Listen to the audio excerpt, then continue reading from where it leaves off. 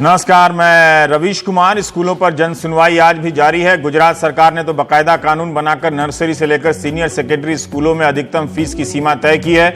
दिल्ली सरकार ने भी फीस तय करने के लिए नियामक संस्था बनाने की पहल की है, मगर मंजूरी नहीं मिली है। यूपी सरकार के भीतर भी स्कूलों की फीस को लेकर सक्रियता दिख रही है। इंदौर में माता पिता संघ ने एक फेसबुक पेज बनाया है। इस पेज पर 1800 लाइक्स हैं और इस पर लिखा है कि अगर आप स्कूलों की मनमानी से परेशान हैं और सरकार को उसकी जिम्मेदारी का एहसास दिलाना चाहते हैं तो इंदौर पेरेंट्स एसोसिएशन इस लड़ाई में आपके साथ है। आप आगे आइए, हमें बस सरकार को एहसास कराना होगा कि अब बस हुआ, स्कूलों से साठ-गांठ बंद करो और जो फीस रेगुलेशन का कानून तैयार होकर मुख्यमंत्री जी की टेबल पर दबा पड़ा है उसे जल्द से जल्द लागू करें। 8 साल पहले मध्य प्रदेश सरकार ने स्कूलों पर लगाम लगाने के लिए एक ड्राफ्ट तैयार किया था, ऐसा इंटरनेट से पता चला है। हमारे पास कोई आधिकारिक जानकारी नहीं है। इंटरनेट में ही सर्च किया तो पता चला कि सरकार जल्द कानून बनाने की बात भी कर रही है पिछले 7-8 साल से। इन सब बातों से लग रहा है कि आने वाले दिनों में सरकारें इस मामले में कार्रवाई कर जनता में अपनी छवि बना सकती हैं। भले ही अब तक पब्लिक की लड़ाई का नतीजा नहीं निकल रहा हो, मगर ये सारी घटनाएं बता रही हैं कि कुछ हो सकता है। प्राइम टाइम की जन सुनवाई में सिर्फ माता पिता का पक्ष रखा जाएगा, स्कूल और सरकार के प्रतिनिधि इसमें नहीं होंगे शुरुआती चरण में। इसलिए हमने अनुरोध किया है कि स्कूल का बिना नाम लिए और व्यक्तिगत आरोप लगाए, जिसका हम शो में उसकी पुष्टि नहीं कर सकते हैं, अपनी बात कहते चलें, समस्या बताएं, ताकि सरकारों को लगे कि इस तरह के अनेक मामलों में जनता किस तरह से परेशान की जा रही है। कई बार परेशान माता पिता बढ़ा चढ़ाकर बोल देते हैं, मगर फिर भी इन परेशान आत्माओं की पुकार सुनी जानी चाहिए। बेशक कई प्राइवेट स्कूल हैं जिन्होंने अच्छे मूल्य और शिक्षा का मानदंड कायम किया है। शायद इन्हीं अच्छे स्कूलों के नाम और ब्रांडिंग का फायदा उठाकर देश के कस्बों में पब्लिक स्कूल खुल गए हैं और अनाप शनाप फीस ले रहे हैं। इसलिए चंद अच्छे प्राइवेट स्कूलों का लाभ उनके नाम पर या उनके बहाने प्राइवेट स्कूलों को दुकान बनाकर चला रहे लोगों को नहीं मिलना चाहिए। गुरुवार को गाजियाबाद जिला मुख्यालय के सामने अभिभावकों ने फीस वृद्धि को लेकर प्रदर्शन किया है। कई स्कूलों के अभिभावक इसमें शामिल हुए हैं। हंगामा होता देख पुलिस ने मामले को संभालने की कोशिश की, लेकिन लोग शांत नहीं हुए। इस तरह के प्रदर्शन गौतम बुद्ध नगर में भी हुए हैं। जिलाधिकारी ने अभिभावकों से पैनल से मुलाकात की गाजियाबाद में और कहा कि अगर स्कूल नहीं माने तो उनकी एनओसी यानी अनापत्ति प्रमाण पत्र को रद्द कर दिया जाएगा। हमारे सहयोगी पिंटू तोमर ने बताया कि 12 स्कूलों के खिलाफ प्रशासन को शिकायतें मिली हैं। प्रशासन ने कुछ स्कूलों को नोटिस भी भेजा है। जो स्कूल इसका जवाब नहीं देगा उनकी मान्यता समाप्त करने की सिफारिश सीबीएसई से की जाएगी, क्योंकि मान्यता के मामले में सीबीएसई ही फैसला लेती है। स्कूलों के बाहर होने वाले प्रदर्शन अब जिला मुख्यालयों तक पहुंच गए हैं। स्कूल्स की हमें समय समय पे शिकायतें आ रही हैं, उन सब को हम यहाँ से नोटिस जारी किया गया है। उनके जवाब नहीं देने पे अब उनको अंतिम अवसर दिया गया है और जो जवाब अब नहीं दे रहे हैं उन संबंधित स्कूलों के खिलाफ में उनकी एनओसी की संस्तुति करते हुए कि विड्रॉ कर लिया जाए। इन सब की मान्यता रद्द करने की संस्तुति करते हुए शासन को भी प्रेषित किया जा रहा है। कानपुर में भी सेल्स टैक्स विभाग ने एक स्कूल में छापा मारा। स्कूल पर यूनिफॉर्म और किताबें अधिक दाम पर बेचने के आरोप थे। हमने सेल्स टैक्स अधिकारी से बात की। उन्होंने बताया कि स्कूल के गोदामों में किताबों और नोटबुक्स मिले हैं। किताबों पर दाम लिखे थे मगर नोटबुक पर दाम नहीं लिखे थे। तो क्या स्कूल अपनी तरह से दाम का स्टिकर चिपका कर मनमानी करना चाहते हैं? बुक कॉर्नर के कर्मचारी ने कहा कि उसका कहीं पे कोई गोदाम नहीं है।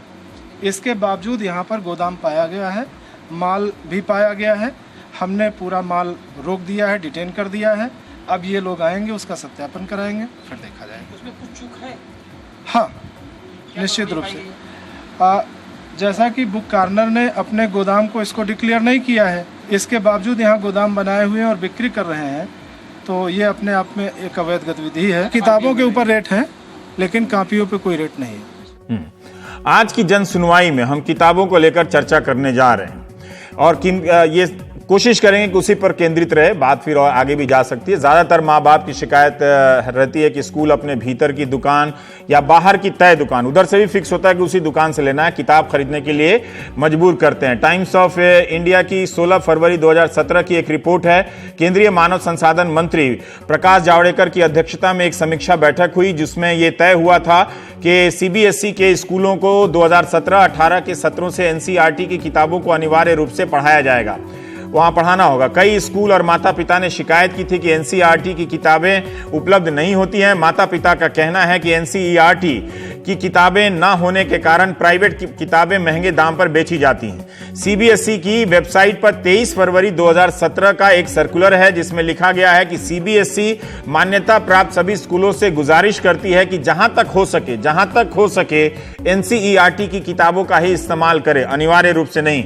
हमने आज की चर्चा के लिए एनसीईआरटी की किताब की कीमत को एक न्यूनतम पैमाना बनाया है, फिर देखने का प्रयास किया है कि एक क्लास की एनसीईआरटी की किताब और दूसरे प्रकाशनों की किताब की कीमतों में कितना फर्क आता है। तो हमने देखा कि 9वीं क्लास की गणित की एक किताब ली, एनसीईआरटी की एक किताब आप 130 रुपए में मिल जाएगी, लेकिन आर.डी. शर्मा धनपत राय पब्लिकेशन की किताब 345 रुपए, आर.एस. अग्रवाल वी अग्रवाल की किताब 392 रुपए की है, एम.एल. अग्रवाल साहब अविचल पब्लिकेशंस की जो किताब है वो 340 रुपए की है। यानी एनसीईआरटी की जगह दूसरी किताब लेने पर छात्रों को 215 से लेकर 262 रुपए अधिक देने पड़ते हैं। अब 8वीं क्लास की गणित की किताब लीजिए तो एनसीईआरटी की किताब 50 रुपए में आ जाती है, कितनी सस्ती है देखिए। फिर आर.डी. शर्मा की किताब जो है वही 385 रुपए की आती है, आर.एस. अग्रवाल की किताब 250 रुपए की आती है, all in one mathematics Arihant publications की ये 295 रुपए की आती है, सिस्टमैटिक मैथमेटिक्स सुल्तान चंद पब्लिकेशंस की 285 रुपए में आती है। यानी एनसीईआरटी की किताब ना हो तो छात्रों को दूसरी किताब के लिए 200 से लेकर 335 रुपए अधिक देने पड़ेंगे। तो 6ठी क्लास की अंग्रेजी की किताब अब लीजिए तो एनसीईआरटी की हनीकॉम किताब है, मात्र 50 रुपए की किताब है, लेकिन फुल मार्क्स अंग्रेजी की किताब 260 रुपए, ऑल इन वन इंग्लिश की किताब 225 रुपए में। यही नहीं, हमें पता चला कि छात्र पुरानी किताब का इस्तेमाल ना करें, इसके लिए भी हर साल नई तरकीब निकाली जाती है। जैसे पुरानी किताब बेकार हो जाए इसलिए नई किताब में 1-2 नया चैप्टर जोड़ दिया जाता है। हर साल पुराने प्रकाशक बदल दिए जाते हैं ताकि छात्र नई किताब लेने पर मजबूर हो, बड़े भैया या बड़ी दीदी की किताब ना ले सकें। स्कूल के भीतर की दुकान से किताब खरीदने के लिए मजबूर किए जाते हैं। बाहर की दुकान होती है तो वहां भी स्कूल वाले दाम तय कर देते हैं कि कहां से लेनी है। कई जगहों पर इस तरह की दुकानें रसीद भी नहीं देती हैं, रजिस्टर में नोट कर लेती हैं। काला धन आज भी बन रहा है, धनाधन। कई स्कूलों ने अपनी किताबें छापनी भी शुरू कर दी है, वे प्रकाशक भी बन गए हैं और दूसरे तरीके हैं। तो प्लीज हमें बताते रहिए। हमारा एक ईमेल भी अभी स्क्रीन पर चलने लगेगा, हम इस जन सुनवाई में शामिल करते रहेंगे। एक सज्जन ने बताया कि हमें तो सैलरी मिलती है महीने के हिसाब से, 1 महीने की, लेकिन स्कूल को 3-3 महीने की फीस देनी होती है। 3-3 महीने की फीस एक मुश्त कहां से लाएं, यह भी एक तनाव दबाव रहता है। वैसे भारत के ज्यादातर माता पिता मजे मजे में दे रहे हैं, उन्हें कोई एतराज नहीं। वो बाकी अन्य मुद्दों पर सोशल मीडिया पे जागरूक हैं, लेकिन स्कूलों की फीस को लेकर अभी उतने जागरूक नहीं हुए। लेकिन जो माता पिता आवाज उठा रहे हैं उन्हें सुनकर लग रहा है कि तकलीफ तो है। कल हमने आपको बताया था कि लखनऊ में एक स्कूल है जो पत्रकारों को 40% का डिस्काउंट देता है। एक पत्रकार ने खबर लीक कर दी, देखिए अच्छे लोग हैं हमारी पत्रकारिता में। आज हमारे एक मित्र ने बताया कि नोएडा में, ऐसा बताया है, मेरे पास उसकी पुष्टि के कोई कारण नहीं है, आधार नहीं है, कि नोएडा में अथॉरिटी के कर्मचारियों के बच्चों को फीस ना के बराबर लगती है या अच्छा खासा डिस्काउंट मिलता है। मुख्यमंत्री योगी आदित्यनाथ जो इन दिनों काफी सक्रिय हैं, इसकी जांच करा सकते हैं। अगर सही है तो पत्रकारों को मिलने वाली सुविधा बंद हो सबसे पहले, और कर्मचारियों को छूट भी ना मिले, क्योंकि इसी की वजह से जब माता पिता शिकायत करते हैं तो अथॉरिटी में सुनवाई नहीं होती है। आज हमारा फोकस स्कूली किताबों पर है। फिर भी एक सज्जन ने बताया कि उनके बच्चे का एडमिशन हुआ तो 4 महीने की फीस के साथ 50,000 रुपया जमा करा दिया। बाद में टीचर मिल गए तो उन्होंने कहा कि प्रिंसिपल साहब ने कहा खाना उनको अलग से दिया जाएगा, फ्लेवर्ड मिल्क मिलेगा तो 6,000 रुपए दे दीजिए, मगर रसीद नहीं दी गई। तो काला धन इधर भी बन गया। ऐसा नहीं कि आधार कार्ड लगा देने से काला धन समाप्त हो जाता है। कहीं ऐसा तो नहीं कि स्कूलों के भीतर काला धन पैदा करने की कोई गुप्त मशीन है जो धनाधन पैदा कर रही है। यूपी के एक स्कूल में जनरेटर मेंटेनेंस फीस लिया जा रहा है, केजी क्लास के बच्चे के लिए मैगजीन फीस ली जा रही है। ट्रांसपोर्ट और यूनिफॉर्म का भी मसला काफी गंभीर है, लेकिन उस पर हम जन सुनवाई किसी और दिन करेंगे। एक एक कर समझना होगा कि हो क्या रहा है आपके स्कूलों के भीतर। हमने स्कूलों का नाम इसलिए अभी नहीं ले रहे हैं, लेंगे एक समय आने पर लेंगे। अभी थोड़ा सा बात को आगे बढ़ने देते हैं। तो अनुभा सहाय जी हमारे साथ, आप सदस्य हैं महाराष्ट्र पेरेंट्स एसोसिएशन की, और जिम्मी चुग साहब हैं, आप पानीपत से आए हैं। पानीपत पेरेंट एसोसिएशन के आप संयुक्त सचिव हैं। और नितिन गोयल हैं, आप हैं अध्यक्ष हैं चंडीगढ़ पेरेंट्स एसोसिएशन के। अब देखिए यही तो लग रहा है कि आने वाले भविष्य की यही राजनीतिक पार्टियां हैं, इसी के कोई मुख्यमंत्री होगा लग रहा है। अब आप मैडम आप बताइए, आप लोग जो इतना सारा किताब लेकर आए हैं, हमारे दिखाइए क्या क्या किताब लेके आए, स्क्रीन पे दिखाइए जरा सा। हाँ, ये इंग्लिश की बुक्स हैं। हाँ, सीबीएसई स्कूल की बुक्स हैं, जहाँ हाँ, पे एनसीईआरटी की बुक्स लागू होती हैं। हाँ, तो अलग इंग्लिश सब्जेक्ट में 3 तरह की बुक्स दी हुई हैं उन्होंने। ग्रामर के लिए अलग बुक है जिसकी कीमत करीब 300 रुपीज है, 350 रुपीज। ये दूसरी बुक इंग्लिश की है जो 440 रुपीज की है। लेकिन दोनों ग्रामर की है? नहीं, एक ग्रामर की, एक लिटरेचर की है। जो लिटरेचर में लिखने वाले ने अपनी साहित्य लिखा है या शेक्सपियर वाला छाप दिया है? तो यही प्रॉब्लम है कि जो लिटरेचर की बुक्स हैं वो कुछ ऑक्सफोर्ड है पब्लिकेशन, उनके नाम की बुक्स चलती हैं। काफी बहुत से स्कूल्स हैं ऑल ओवर इंडिया में। लेकिन पुराने महान साहित्यकारों की रचनाएं होंगी ना उसमें? हाँ, जो भी इसमें, हाँ, यस यस, हाँ, वो मैं जानना चाहता हूँ कि वो किताब 400 450 रुपए में क्यों है फिर? कंटेंट सेम ही रहता है, ऐसा नहीं है कि कुछ जो सीबीएसई की जो एनसीईआरटी की बुक्स हैं उसमें कुछ अलग कंटेंट है। इसमें जो सीबीएसई की जो किताब है, एनसीईआरटी की किताब है, मान लीजिए, क्या आप मुझे बता सकते हैं, क्या आपको मालूम है कि उसमें कहानी कौन सी है और इसमें क्या कोई अलग कहानी है दोनों में? नहीं, ऐसा कुछ भी डिफरेंस नहीं। आप अगर साइंस देखें, हाँ, साइंस की बुक अगर आप देखें, ये साइंस की बुक है। हाँ, जरा थोड़ा उठा के दिखा दीजिए थोड़ा। 440 रुपीज की ये बुक है। This is social science book. ये सोशल साइंस की बुक है जो बच्चों को फोर्सफुली दिया जाता है एज ए रेफरेंस बुक। अच्छा। उनको स्कूल में कभी कभी नहीं भी पढ़ाया जाता है, बट उनको ये दिया जाता है कि आप ये बुक्स जो है ये पढ़ें। और ये एक 7वीं कक्षा या 8वीं कक्षा का क्लास की बुक है ये, और फोर्सफुली उनको बोला जाता है कि आप ये बुक पढ़ें। जबकि एनसीईआरटी की साइंस की जो बुक्स आती हैं हार्डली 150 रुपीज में आ जाती हैं, जिसमें सारे टॉपिक्स आते हैं, सारे सब्जेक्ट्स आते हैं जो इनको 10th बोर्ड में कवर होते हैं। वो बच्चे वो भी पढ़ते हैं, स्कूल में एनसीईआरटी की बुक्स भी हैं प्लस ये भी हैं। आप क्या चाहती हैं कि एनसीईआरटी की किताब पढ़ें, उससे काम हो जाता है? एनसीईआरटी की बुक्स जो होती हैं उससे उन्हीं से ही आपके 10th बोर्ड में जनरली जो क्वेश्चंस आते हैं, सवाल आते हैं, बिल्कुल, तो वही पढ़े जाएं अगर पढ़ना है तो। मैं खुद केंद्रीय विद्यालय से पढ़ी हूँ। जब हमारे टाइम पे सिर्फ एनसीईआरटी की बुक्स होती थी, हम उसी से पढ़ के आज बड़े हुए हैं। रेफरेंस बुक आप नहीं पढ़ती? कभी नहीं पढ़ी हमने आज तक लाइफ में, कभी होती भी नहीं थी उस जमाने में। आज के जमाने में इतनी सारी रेफरेंस बुक्स आ गई हैं और बच्चे भी इतने बोझ से बेचारे परेशान हो जाते हैं कि वो भी कंफ्यूज होते हैं कि एनसीईआरटी वाली जो आप दिखा रही थी वो पतली है ना? पतली बुक है ये, देखिए पतली किताब, उठा के जरा सा दिखा दीजिए। बहुत सारे लोग नहीं, बहुत दिन हो गया होता ना किताब देखे। ये 50 रुपीज की भी बुक है। थोड़ा ऊपर कीजिए ना। ये एनसीईआरटी की बुक है, इसकी कॉस्ट भी 50 रुपीज है। हाँ, इसकी कॉस्ट भी 50 रुपीज है। कितनी मोटी है देख लीजिए। ये पब्लिक जो हमारे किप्स करके है वो 399 रुपीज की है। और एनसीईआरटी वाली जो इससे मोटी है, एनसीईआरटी की 50 रुपीज की है। 50 रुपए की इतनी मोटी किताब। और ये और पतली किताब वाली 399। अच्छा, तो इसके अंदर में कागज तो भारत में ही एक छपा है दोनों का। ये कितने पेज की है, वो कितने पेज की? जल्दी से देख के बताइए। ये मेरे हिसाब से 300 पेज की होगी और ये 250 पेज की होगी। अच्छा, 50 पन्ना इसमें कम है लेकिन दाम इसका ज्यादा है, 350 रुपया ज्यादा है।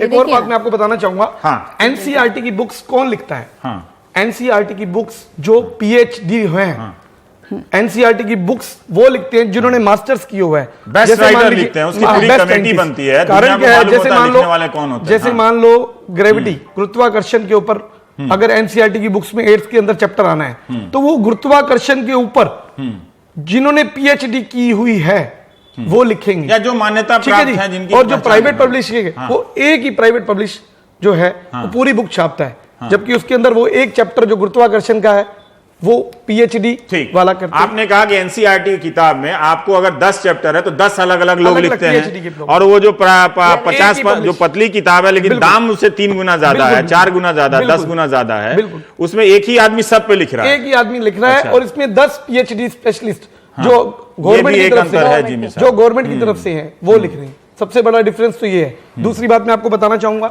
सर, ये सर्कुलर है सीबीएसई का, ये 2007 में इशू हुआ था। क्या है इसके अंदर ये है कि मैक्सिमम कितने वेट होना चाहिए, कितनी बुक्स होनी चाहिए। इस सर्कुलर में फर्स्ट क्लास की 3 बुक्स, सेकंड क्लास की 3 बुक्स, थर्ड क्लास की 4 बुक्स, फोर्थ क्लास की 4 बुक्स, फिफ्थ क्लास की 6 बुक्स, 6th क्लास की 10th बुक्स और 11th क्वालिटी की 10th बुक्स, ये मैक्सिमम बुक्स होनी चाहिए। 11वीं में 10 से ज्यादा किताब नहीं होनी। बिल्कुल, इसके 2007 के सर्कुलर के साथ। अब क्या होता है वैसे? हमारे यहाँ जो लगता है मैं आपको दिखाना चाहूंगा। हाँ, निकालिए। ये 6th क्लास का है। इस 6th क्लास के अंदर जो बच्चे की बुक्स लगी हैं वो तो आपकी 14 बुक्स लगी हैं, जिसमें 7 एनसीईआरटी की बुक्स। एक सेकंड, 6th क्लास में आप कह रहे हैं 14 किताबें लगी हैं। फोन जरा बंद कीजिए। हाँ, और वहाँ सीबीएसई के हिसाब से कितना है? सीबीएसई के हिसाब से 6th क्लास में कितना है? सीबीएसई के हिसाब से 10 बुक्स हैं वो जिसमें एनसीईआरटी की छोटी वाली है। अच्छा, और लेकिन सुनिए, 10 की जगह यहाँ पर 4 किताबें अधिक डाल दी गई। अधिक नहीं डाली। उसके अलावा स्कूल के द्वारा ही क्या बेचा जाता है, रजिस्टर बेचे जाते हैं।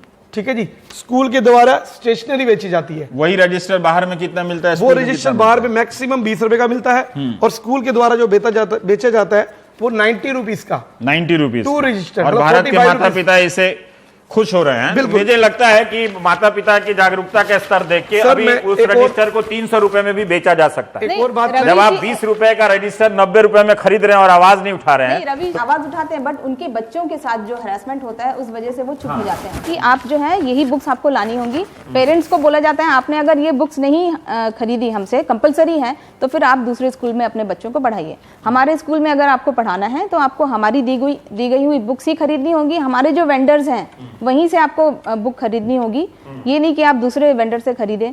ये वेंडर से आप अगर किताब खरीदती तो रसीद वगैरह मिलती है? रसीद बहुत से स्कूल्स देते हैं, बहुत से नहीं देते नहीं देते हैं। और हमने जब ये पता काला किया, धन उधर बन जाता है। बिल्कुल। और वहाँ पे कुछ स्कूल, अभी इसको मोदी जी देखेंगे तो उसमें आधार लगवाएंगे। अभी रुकिए, वैसे आधार से भी कुछ होने वाला नहीं, लेकिन फिर भी। और कल ही एक कंप्लेंट आई है पुणे के एक स्कूल का, आपने कहा नाम नहीं लेना चाहूंगी, बट पुणे का एक स्कूल है जहाँ पे पेरेंट्स को, जब सीबीएसई स्कूल है वहाँ पे एनसीईआरटी की बुक्स मैंडेटरी हैं फ्रॉम दिस एकेडमिक ईयर 17-18 से, बट वहाँ पे बच्चों को जबरदस्ती बोला गया कि आप ये जो बच्चों को यही बुक्स पढ़ानी पड़ेंगी आपको प्राइवेट पब्लिशर की।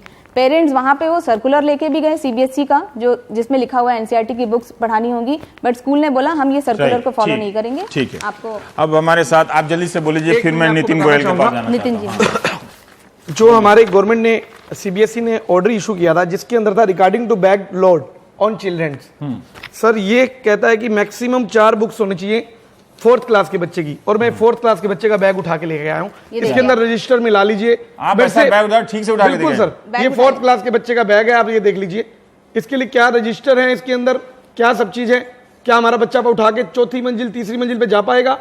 आप सोचिए, लिफ्ट लगी हुई है खाली टीचर्स या प्रिंसिपल के लिए, बच्चे हम छोड़ देते हैं। हमारा स्टूडियो का सेट है, इतना बोझ नहीं उठा पाएगा वो तो धम से। इसके अंदर रजिस्टर भी है, वो 10 रजिस्टर की लिस्ट है। जिमी साहब, अब दर्शकों को बता दें कि आप पानीपत से ये सारा अपनी गाड़ी में लाद कर लाए हैं ताकि अंदाजा हो, क्योंकि हम लोग तो इतना आइडिया मिलता नहीं है और कम समय में करना भी होता है। पर शुक्रिया कि आपने इतनी मेहनत की, वहां से लाया, गाड़ी में लाद के लाया, खुद ही आए।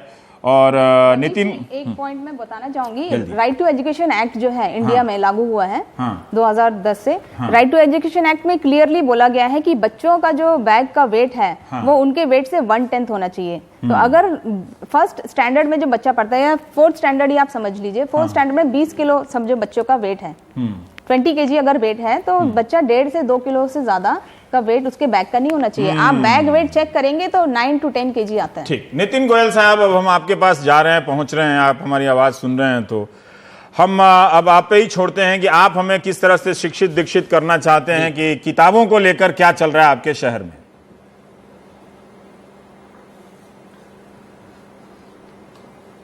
रवीश, आपने बैकग्राउंड में बताया कि किस तरह से स्कूल क्या क्या करते हैं कि बुक्स दोबारा काम ना आ सके। उसमें से एक चीज मैं दिखाना चाहूंगा, नया सिस्टम स्टार्ट हो गया है, टेक्स्ट बुक को वर्क बुक बना दिया जाता है कि अलग से नोटबुक खरीदने के बजाय उसी के बीच में फिल इन द ब्लैंक्स के सिस्टम कर दिया। जो बच्चे ने एक बार भर दी तो अगले साल वो काम आने की गुंजाइश खत्म हो गई।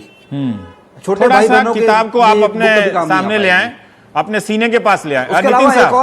नितिन साहब, उस किताब को एक बार फिर से स्क्रीन पे ले आइए, अपने पास ले, चेहरे के पास दिखाएं। हाँ, अब सही जगह है। अब बताइए क्या है वर्क बुक और टेक्स्ट बुक क्या होता है? हाँ, खुल गए, ये देखिए। ठीक, टेक्स्ट बुक रहती है जिन किताबों से हम पढ़े थे। हाँ। किताब में पढ़ते थे और लिखने का काम नोटबुक में किया जाता था। ठीक है। और अभी एक नया चलन शुरू हुआ है कि आपने वर्क बुक बना दी, किताब के भीतर ही बच्चे को होमवर्क कराइए या जो भी लिखना है उसको उसी में लिखेगा। उसके बाद वो किताब बेकार हो जाएगी, अगले साल काम आने की संभावना खत्म हो गई उसकी। एक ये चालाकी की जा रही है। एक और नई चालाकी जो आजकल स्कूल्स कर रहे हैं, इस तरह की शीट्स दे रहे हैं। क्या मजे की बात है, पिछले साल एक स्कूल में 250 रुपए लिए गए टेक्नोलॉजी की बुक के नाम पर साल के शुरुआत में। सारा साल किताब नहीं मिली, बच्चों को चैप्टर वाइज एक एक चैप्टर के इस तरह के प्रिंट आउट निकाल के दिए गए, जिसके उन्होंने 250 रुपए लिए। ये आपको मैं दिखाना चाहता हूं। इसका एक पर्टिकुलर पेज आप हम पकड़ लें, ये चैप्टर 10 बाइसिकल, इसको लेके हमने कुछ शिकायत की विभाग में और एक कोर्ट में भी केस लगा दिया कि ये स्कूल की प्रैक्टिस गलत है। रवीश, आप देख पा रहे हैं? देख रहा हूं। हाँ नितिन साहब, हाँ आप जो बोल रहे हैं नोट भी कर रहा हेलो। हूं। हाँ जी, तो ये आप देख पा रहे हैं, इस पे एक बाइसिकल की फोटो लगी हुई है, मैं जानबूझ के अच्छे से दिखाना चाह रहा हूं। हमने शिकायत की तो इस साल स्कूल ने इस प्रैक्टिस को बंद कर दिया। यही तमाम पेज एक किताब की शक्ल में छपवा दिए प्राइवेट किसी और से। इसमें मैं दिखाता हूं आपको, कुछ भी एक फुल स्टॉप का भी कोई चेंज नहीं किया, वही फोटो वही सब कुछ इस्तेमाल किया गया। और इस बार उसकी कीमत कर दी 140 रुपए। पिछली बार 250 रुपए इसके लिए थे, इस बार 140 रुपए में वही किताब दी गई। हमने जानने की कोशिश की कि ये पब्लिशर कौन है। पब्लिशर का एड्रेस आप अगर दिखा सके, इनकम्प्लीट वे का फर्जी एड्रेस दिया गया जो आप कहीं ढूंढ नहीं पाओगे। कोई फोन नंबर नहीं है, कंप्लीट एड्रेस नहीं है। स्कूल ने खुद ये किताब छपवा ली और इस तरीके से ये शोषण किया जा रहा है पेरेंट्स का। एक बात बताइए नितिन साहब, फिर एक नया काम शुरू हुआ, थोड़ी बहुत एनसीईआरटी की किताबों को लगानी पड़ जाती है सीबीएस। नहीं आप बोलते रहिए, आप जो बोल रहे थे प्लीज आप बोलिए। हाँ। सीबीएसई की वजह से कुछ एनसीईआरटी किताबें कुछ एनसीईआरटी किताबें भी लगा लेते हैं खाना पूर्ति करने के लिए। उसमें बहुत मार्जिन नहीं है तो किताब की बाइंडिंग जबरदस्ती की जाती है। बाइंडिंग के नाम पे किताब का जो प्राइस है लगभग डबल कर दी जाती है। ये किताब परसों खरीदी गई है चंडीगढ़ की किसी दुकान से और ये उसकी बाइंडिंग की हालत है। मैं अगर आप कैमरे में ठीक से दिखा सकें। हाँ। ऐतराज किया खरीदने वाले पेरेंट ने, तो दुकानदार ने कहा आपको लेनी है तो लीजिए वरना छोड़ दीजिए। ये भी हम बहुत मुश्किल से लाए हैं, दिल्ली से रिश्वत देकर एनसीईआरटी किताबें लानी पड़ती है हमें, ऐसा दुकानदार ने जवाब दिया। फिर एक और सिस्टम शुरू हो गया है, स्कूल इस तरीके की नोटबुक छाप रहे हैं। आप देखेंगे इसमें जो हम पहाड़े पढ़ते थे मैथ्स के टेबल हैं वो इसी में छाप दिए गए नोटबुक में। और ये जो नोटबुक में ही छाप दिए गए और वो भी आधी ये पिछले साल की है। कुछ पन्ने भरे गए और ज्यादातर पन्ने खाली रह गए, ये ब्लैंक छोड़ दिए गए। और ये इतनी मोटी नोटबुक की कीमत अधिक से अधिक 30 से 40 रुपए होती है। स्कूल ने इसको 200 रुपए में बेचा अपना लोगो छापकर। कोई भी तरकीब छोड़ नहीं रहे जहां पे वो 4 पैसा कमा सके। जो मैंने एक और आपको अभी मिसाल दी थी, अब ये भाषा ज्ञान है।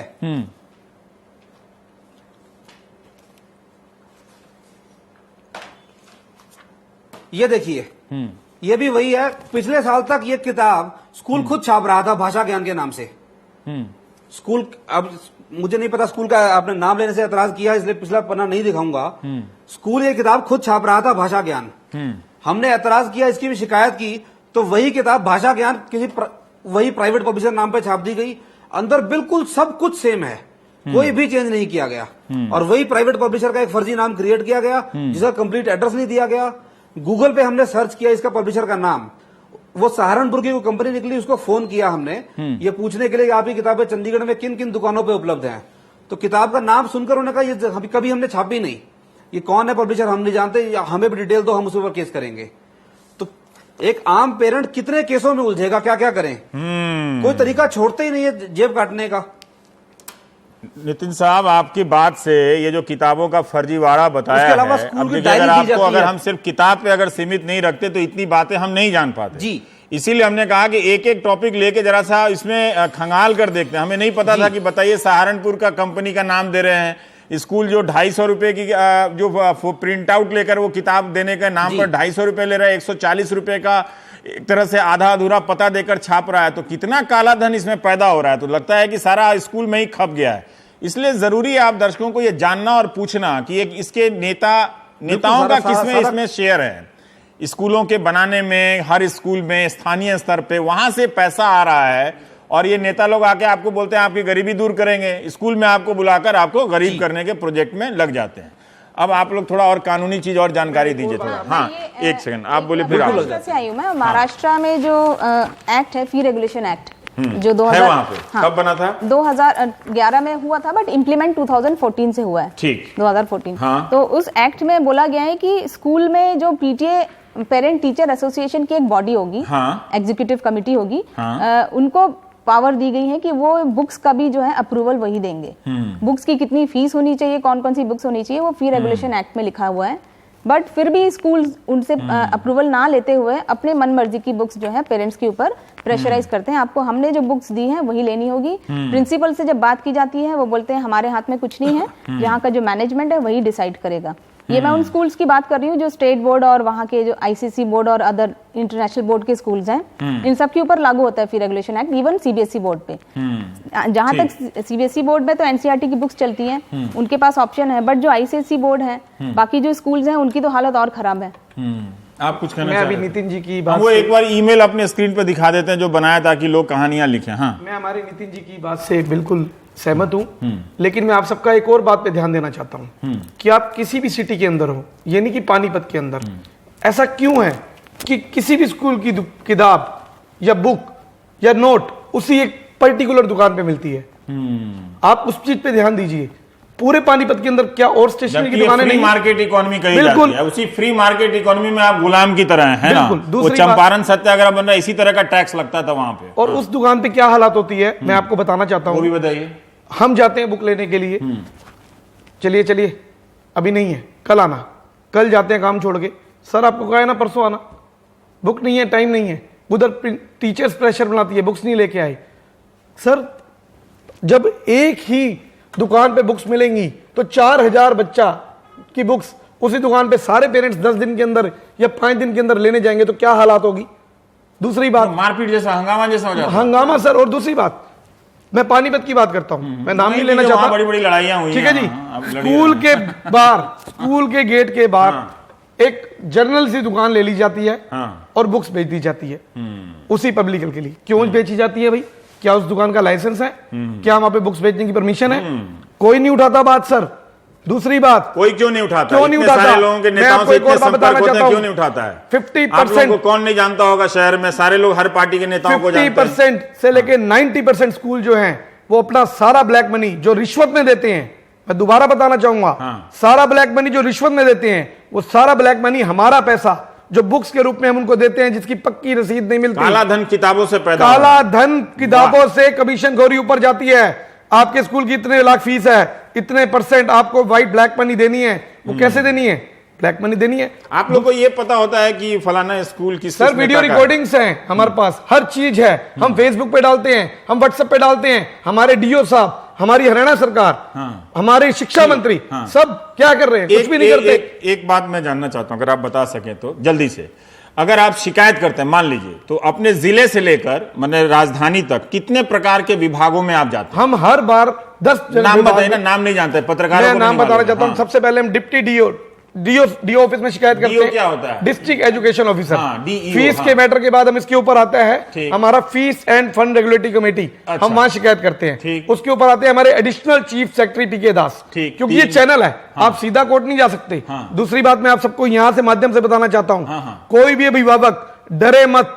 उन्होंने अगर स्कूल के ऊपर केस करना है, स्कूल के ऊपर केस हो सकता है, वो क्राइम केस हो सकता है लोकल कोर्ट में। आप बात समझिए, हमें डराया जाता है। अच्छा, ये केस वाला भी एंगल है। अच्छा, सुन ठीक है, लीजिए। ये अगली जन सुनवाई में केस वाले पे भी केस करेंगे। हो सकता बहुत सारे है, माता पिता को निकाला गया। केस हो सकता है। ये स्कूल वाले हमें डराते हैं कि हम तो छूटे हुए हैं, हमारे पे कोई केस नहीं हो सकता। अच्छा, अब हमें एक ब्रेक लेना पड़ेगा। नितिन साहब अपने पॉइंट के साथ तैयार रहिएगा। ब्रेक के बाद नितिन के पास ही आएंगे।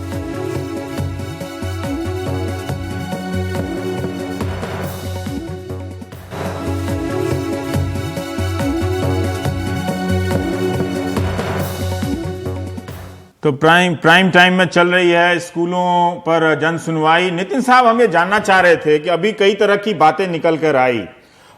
एक देखिए, लोग अब ऐसा नहीं है, भारत में काफी ईमानदार लोग हैं। एक पब्लिशर ने पंजाब से ही फोन करके हमें बताया कि वो 65% 60% तक छूट देते हैं स्कूलों को और किलो का किलो किताबें उनको बेचते हैं।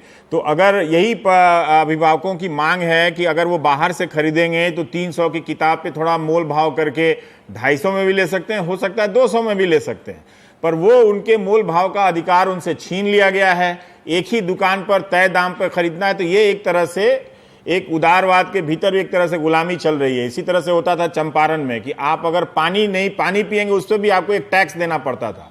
पर मैं ये जानना चाह रहा हूं कि आप जब ये शिकायतें करने जाते हैं, बहुत पहले से भी कर रहे होंगे, आपके पहले से भी लोग कर रहे होंगे, तो उन लोगों के साथ क्या होता है, उन शिकायतों का क्या होता है नितिन साहब?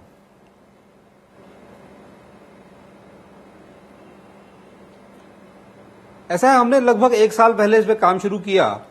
तो पहली डिमांड तो हम ये ले गए थे डायरेक्टर स्कूल एजुकेशन के पास कि आप सभी स्कूल्स में एनसीईआरटी की किताबें लगा दीजिए।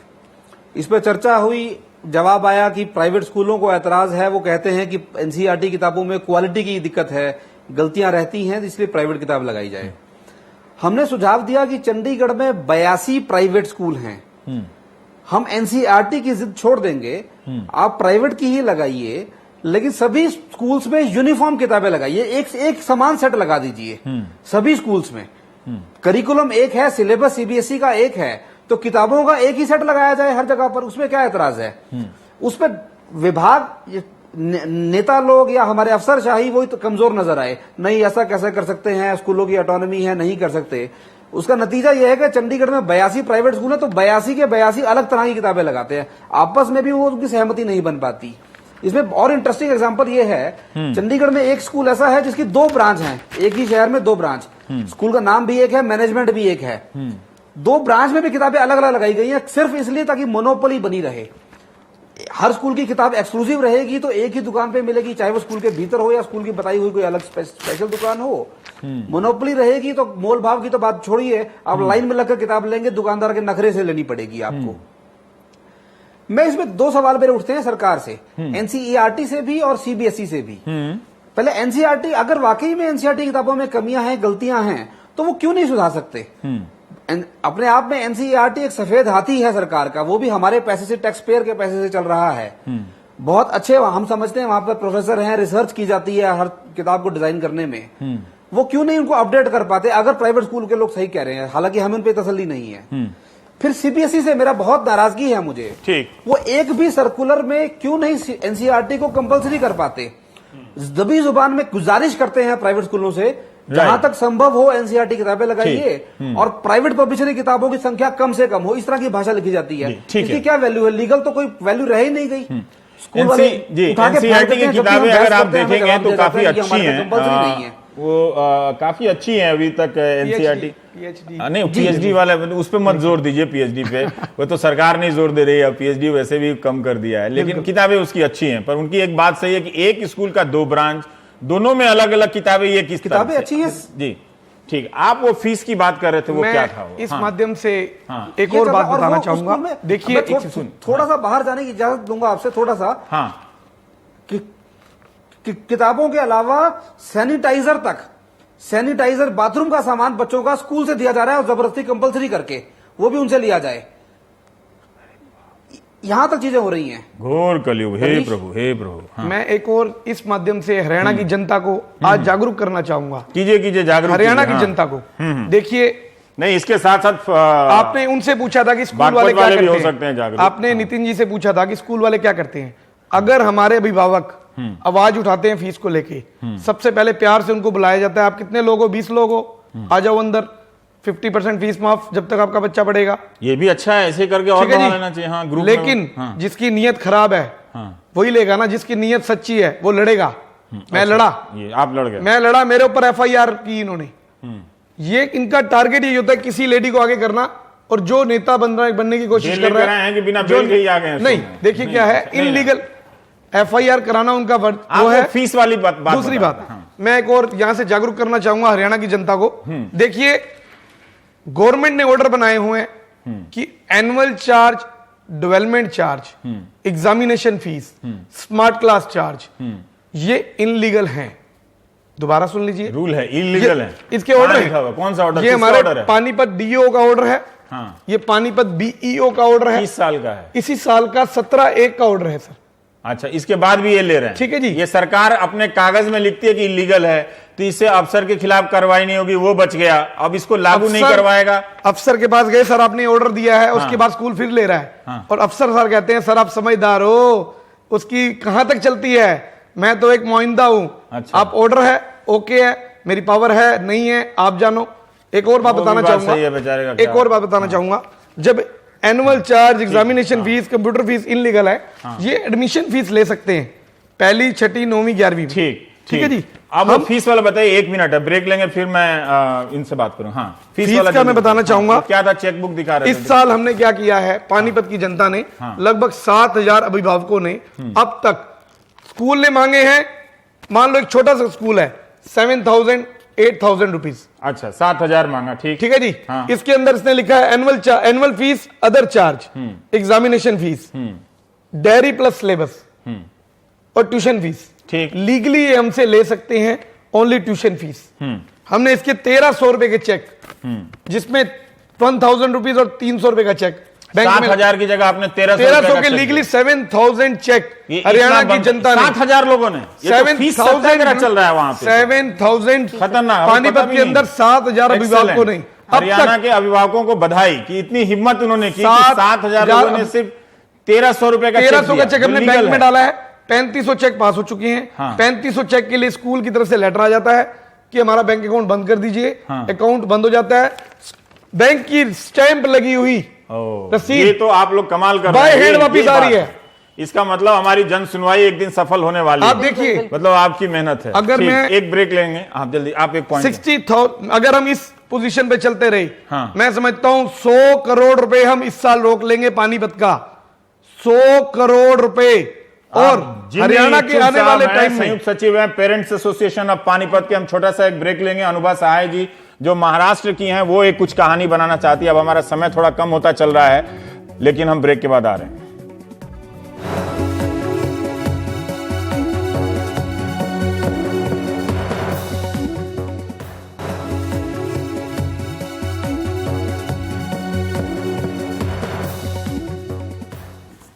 हम ब्रेक से लौट आए हैं।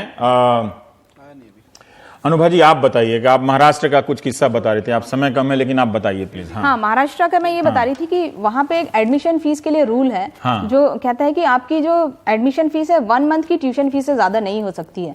1 मंथ की ट्यूशन फीस जनरली स्कूल्स में 2,000 3,000 मैक्सिमम 5,000 तक होती है। बट यहाँ के जो स्कूल्स हैं, जितने प्राइवेट स्कूल्स, वो 10,000, 20, 50, 60 कोई लिमिट नहीं है। तो ये रूल इंप्लीमेंट नहीं होते, नहीं हो रहा है, बिल्कुल नहीं हो रहा है ये रूल्स इंप्लीमेंट। और फी रेगुलेशन एक्ट जो महाराष्ट्र में बना है, उसमें क्लियरली लिखा गया है कि पेरेंट की परमिशन और अप्रूवल के बाद ही जो है स्कूल फीस बढ़ा सकता है। उस एक्ट में क्लियरली लिखा है कि अप्रूवल किस तरीके से दिया जाएगा, इनकी बैलेंस शीट चेक की जाएगी, इनकी टीचर्स की सैलरी चेक की जाएगी। बिकॉज बहुत से प्राइवेट स्कूल 5,000 से 10,000 सैलरी देते हैं, बट जो नॉर्म्स के हिसाब से होना चाहिए गवर्नमेंट। हाँ, वो तो टीचर वाला भी एंगल बहुत सारा मुझे मैसेज आ रहा है, लेकिन वो अलग करूंगा जन सुनवाई में। तो वो फी का जो होना चाहिए, जो ट्यूशन फीस होती है क्या होनी चाहिए, ट्रांसपोर्ट फीस कितनी होनी चाहिए, बुक्स की फीस कितनी होनी चाहिए, ये सारा इसके लिए एक्ट बना है कि पेरेंट्स के अप्रूवल के बाद ही आप ये फीस बढ़ा सकते हैं, जो उनकी बॉडी होती है।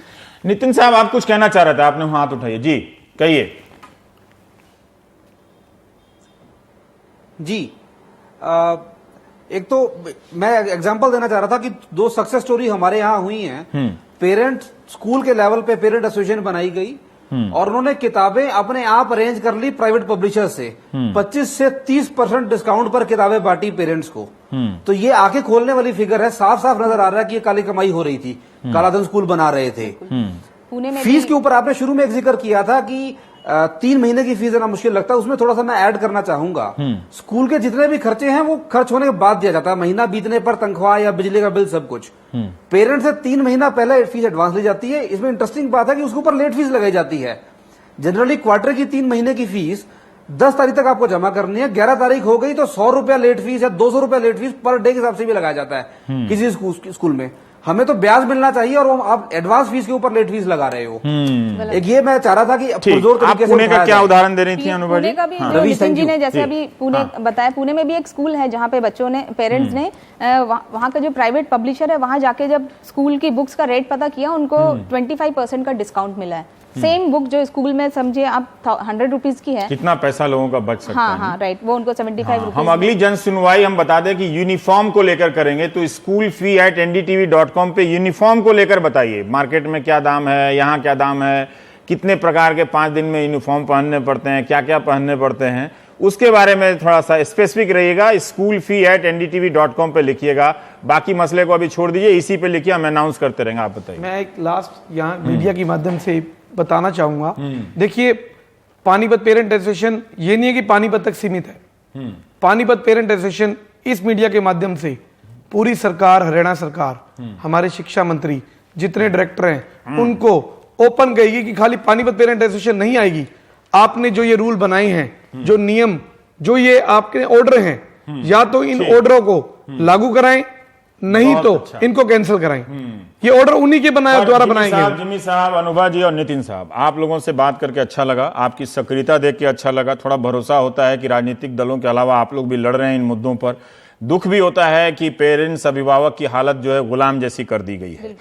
जरूर अच्छे प्राइवेट स्कूलों में उसे इनकार नहीं करता, बहुत सारे स्कूलों को मैं जानता हूं कि जहां पुरानी किताबें दीजिए आप, बच्चे वही लेकर पढ़ते हैं, वो सब कर रहे हैं। लेकिन ज्यादातर जो खुदरा खुदरी फैल गए हैं ये सारे, और ये जो चल रहा है जिसमें नेताओं के ज्यादातर स्कूल हैं, ये आपको पता करना पड़ेगा। इसलिए ये लोग दौड़ते रह जाते हैं, कुछ होता नहीं है। और कई सारे अधिकारी जो होते हैं उनके काला धन भी उधर ही इन्वेस्टेड होते हैं, तो गया कहीं नहीं है काला धन, इधर से उधर घूम रहा है। तो स्कूल पर जन सुनवाई जारी रहेगी, और schoolfee@ndtv.com पर यूनिफॉर्म को लेकर किस तरह की लूट है, समस्याएं हैं, आप अपनी समस्याएं लिखिए और हमें भेजिए। आप देख रहे थे प्राइम टाइम। नमस्कार।